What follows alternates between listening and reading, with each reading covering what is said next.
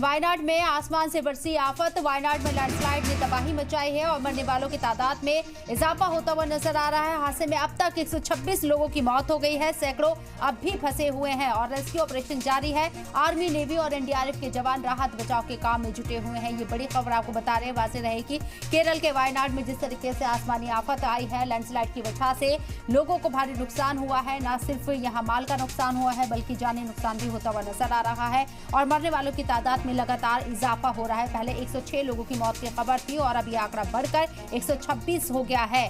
सैकड़ों अभी भी फंसे हुए हैं जिन्हें रेस्क्यू ऑपरेशन के तहत महफूज बाहर निकालने की कोशिश हो रही है। एनडीआरएफ, एसडीआरएफ और सेना को इस रेस्क्यू ऑपरेशन में लगाया गया है। तस्वीरें आपको दिखा रहे, एक भारी तबाही केरल के वायनाड में हुई है और 126 लोगों की इस त्रासदी में, इस लैंडस्लाइड की वजह से, कुदरती आफत की वजह से मौत हो गई है। मरने वालों के आंकड़े में इजाफा हो रहा है। पहले 106 लोगों की मौत की खबर सामने आई थी और अब यह आंकड़ा बढ़कर 126 हो गया है।